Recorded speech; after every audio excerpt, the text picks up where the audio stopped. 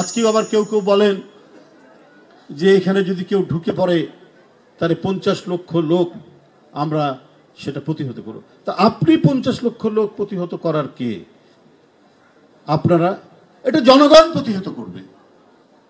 যদি কারো ইচ্ছা থাকে কোনো ধরনের আগ্রাসন চালানোর, আমরা তো শুনিনি যে কোনো দেশ বাংলাদেশে আগ্রাসন চালাবে, হঠাৎ করে কথা বললেন কেন?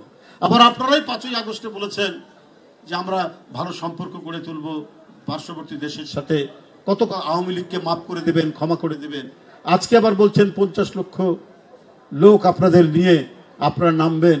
এটা ভাই আপনারা তো আমার মনে হয় যে সব সময়ের জন্য আপনাদের কথা এবং কাজের মধ্যে মিল নেই, একেবারেই কথা এবং কাজের মধ্যে মিল নেই। কখন কি বলছেন, মানে ক্ষমতায় যাওয়ার জন্য মানসিক ভারসাম্য হারিয়ে ফেলেছে সেই ইসলামী দলটি,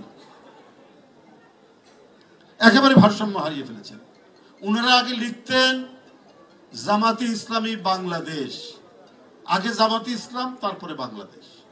তো আমার বক্তব্য হলো, কেন এটা লিখতেন? তার মানে জামাতি ইসলাম বাংলাদেশের কোনো স্বাধীন রাজনৈতিক দল নয়, এটা একটা শাখা।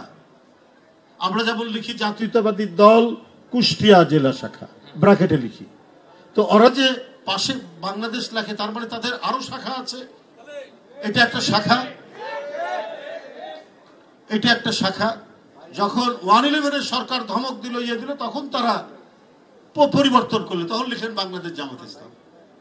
এই যে রূপ পরিবর্তন, এই রূপ পরিবর্তন কিন্তু মানে মানুষ ভালো মতো নেয় না। তারপর ওনাদের লোগো, তাদের পতাকার লোগো 2016 সালে পরিবর্তন করেছেন, আবার এখন এই 2-1 দিনের মধ্যে আবার পরিবর্তন করছেন। আমাদের পতাকা শহীদ রাষ্ট্রপতি জিয়াউর রহমান দলীয় পতাকা যা করে গেছেন এখনো তাই আছে, আমাদের দলের নাম তাই আছে। কারণ আমাদের ঠিকানা, আমাদের বসবাস, আমাদের বেঁচে থাকা, আমাদের জীবন দর্শন হচ্ছে বাংলাদেশ, বাংলাদেশের মাটি, বাতাস, এর নদী, বায়ু, সবকিছু। আমরা মাঝে মাঝে কখনোই ভোল পাল্টাই না। তাই সেই দলের সাধারণ সম্পাদক মহাসচিব যে কথাটি বলেছেন জামাত ইসলামের যে 50 লক্ষ, এটা আমার কাছে কেন জানি মনে হয়েছে এক ধরনের প্রতারণাপূর্ণ কথাবার্তা। যাই হোক, আজকে এই উৎসবের দিনে আমি খুব একটা রাজনৈতিক বক্তব্য রাখতে চাই না। আমি সেই বার্তাটাই দিতে চাই যে আমাদের দলের ভারপ্রাপ্ত চেয়ারম্যান প্রথম দিন থেকে, অর্থাৎ আপনাদের পূজার প্রাথমিক যে আনুষঙ্গিক কাজগুলো শুরু হয় তখন থেকেই বলে আসছেন যে সবাইকে সতর্ক থাকতে, এই উৎসবে নানা ধরনের অপকর্ম করার কেউ সুযোগ থাকবে। ভারপ্রাপ্ত চেয়ারম্যানের সেই নির্দেশ অনুযায়ী আমরা সারা বাংলাদেশে আমাদের দলকে বলেছি, আপনারা সবসময় প্রতিটা মন্দিরের পূজা কমিটির সাথে যোগাযোগ রেখে আপনারা সতর্ক দৃষ্টি রাখবেন। প্রত্যেকে অতন্দ্র প্রহরীর মতো, নির্ঘুম মানুষের মতো আপনারা থেকে প্রত্যেকটি মন্দির তার নিরাপত্তা বিধানে আপনারা সচেষ্ট থাকবেন। আর সরকার যতটুকু করার তারা তো করবেই, আমি নিঃসন্দেহে মনে করি তারা সেই ব্যাপারে যথেষ্ট উদ্যোগী তারা রয়েছে।